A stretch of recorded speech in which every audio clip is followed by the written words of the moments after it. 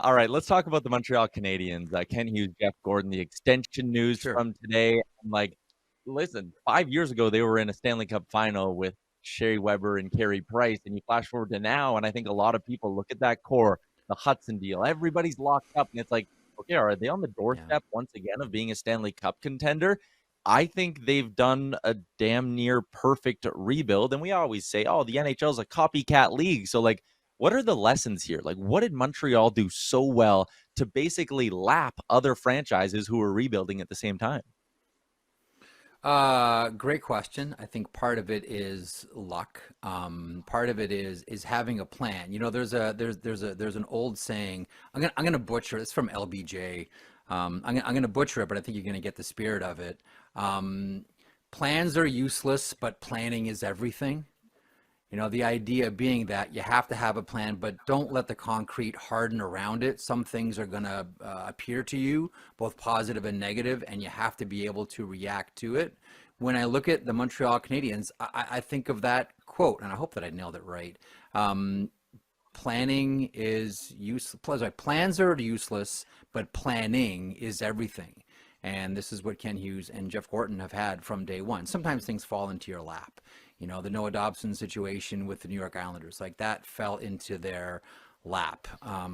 Lane Hudson fell into their lap. Like, you have to have some good luck along the way. I think you have to have some good fortune along the way.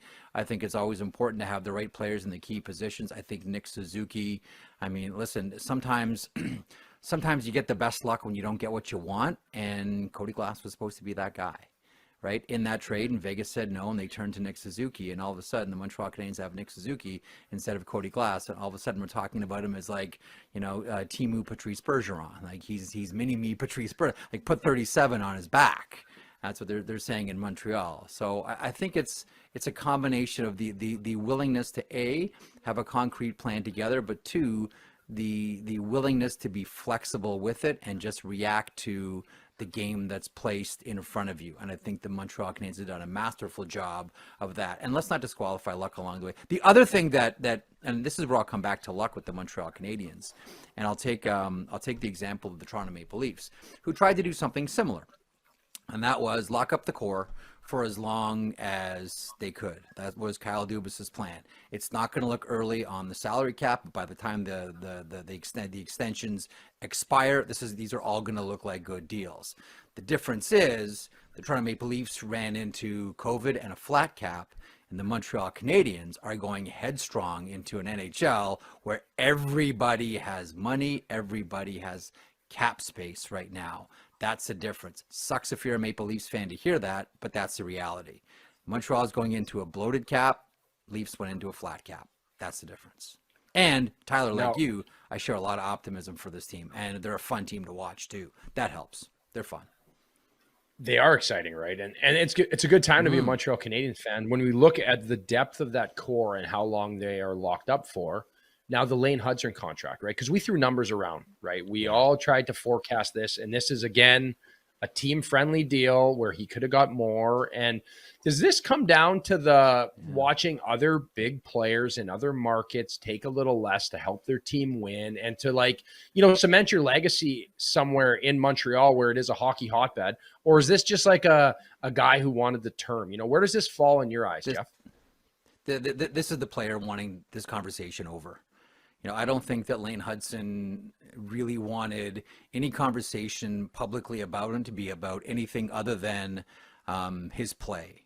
And one thing we should point out here too, I did a piece on dailyfaceoff.com last year on Lane Hudson and the Hudson family. The one thing, you know, going through all of it and talking to people in and around his orbit is just how much he loves Montreal. I mean, pretty easy thing to do. Montreal's a gorgeous city with wonderful hockey fans and ghosts of the Forum. And if you're a hockey person, like this is the place to be, and always has been. So loves Montreal, didn't like the public discourse around him. I don't think that he wanted to wait until the ultimate pressure point, which would have been next September, for Lane Hudson to sign. And I think it was like it feels, again, this is like all based on like vibe check here. It feels like it was after the Detroit Red Wings game last week where Lane Hudson said, let's just get this done.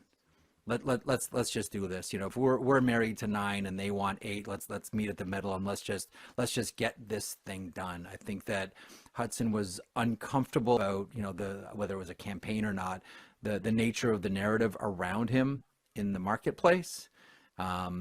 His position, not just with the team, but in the city of Montreal as well. Do you guys not feel like there's kind of like a PK Subban vibe around Lane Hudson in Montreal? Loves the city, incredibly generous, like embraced everything about being a Montreal Canadian. Like, that's Lane Hudson. To me, this whole thing is driven by the player. Now, there is an interesting dynamic here that was at play the whole time, and that is Kent Hughes, formerly of Cortex, representing the Montreal Canadiens, locked in negotiations with Sean Coffey of Cortex. Sean Coffey was brought into the agency by Kent Hughes. Kent Hughes was his mentor. So this negotiation was very much, and this dynamic doesn't happen very often, if at all, a mentor-mentee type relationship. We don't see that in the NHL, but we did with Lane Hudson. That is interesting. All right, let's go from one end of the rebuilding spectrum to the other. I want to touch on the Buffalo Sabres before we let you go. And, you know, we talked about Hang on, how much time do you have, Tyler? How much time? Yeah, My show's on I at the left top it of the for hour. the end. I left it for the end, and 2 minutes. Sabres fans in our chat are probably saying, you know what, yeah, 2 minutes is enough. We don't really want to hear this. But could there be like a domino effect here where, like, if Alex Tuch goes, you know what, I'm not re-signing, trade me. And then Tage Thompson goes, you know what, I didn't sign up for this, trade me. And then could Dahlin go, well, if you're trading him, get me the hell out of here too. It's a great question. I think a lot of people are wondering about this. Like, every day that goes on is another day that Alex Tuch doesn't re-sign with the Buffalo Sabres. I would wonder about the speculation about him with the Edmonton Oilers, which would make a lot of sense. Connor McDavid left a lot of money on the table. Does that go right into Alex Tuch's jeans on July 1st? Or do they do something before? I'm getting ahead of myself here. You know, when you're in this type of situation, you're Tage Thompson. How many years of your prime are you willing to sacrifice for the never-ending rebuild? I will pause, even so slightly, Ty, on Rasmus Dahlin, because I do think that there's, much like with Jack Eichel and his loyalty to Vegas, not just because of the city and the team, but also how they afforded him the opportunity to have the surgery that he wanted, namely the ADR, when Buffalo was saying, no, we're doing spinal fusion, and Eichel was like, no, we're not. I'm going to sit here and wait until I get the surgery that I want. So I think that there was some loyalty there. And I do think there is some loyalty with Rasmus Dahlin and the Buffalo Sabres for just specifically how they helped his wife in the offseason. Not to belabor it too much, but that does go far. You know, Hutz, you can talk about what that feels like as a player when a team goes above and beyond to help a loved one and to help a family member. That does buy you some grace with that organization. So I could see it with Tuch, Tyler, certainly. I could see it with Tage Thompson. I still think he's frustrated, Tage is, about, you know, what happened last year when Stefan Nason took that run at him, and instead of everybody jumping him, they all cut their laces, and then there was, you know, soundly humiliated because of it. So I still think there's something there. So I don't think, like, at this point, I don't think this would surprise anybody. And to be honest with you, I wonder if we're just waiting. You know, Jarmo Kekalainen is there. I don't think it would be beyond the pale to suggest that a GM change might happen sooner than later. And if a GM change happens, does a coach change happen? That second and third period, Buffalo didn't touch the puck yesterday, and it looked like this team quit on Lindy Ruff. You know, do we see Jarmo Kekalainen in, and does he bring a former Buffalo Sabre assistant coach once upon a time many years ago, and John Tortorella along with him? These are some of the things we'll talk about at the top of the hour. That is very interesting, Jeff. All juicy, right. Tyler, juicy. Who else do you have coming up on the show today? Kevin Kurz is talking about the Philadelphia Flyers. Did you see Dvorak chisel that goal from Sanheim last night? We're going to show that one today. Who tips a puck on an empty net? Dvorak, baby. Loved it. So we'll talk to Kevin Kurz about that. Mike Gagello from the Hockey News on the Buffalo Sabres drama. So we're going to stick in the East today.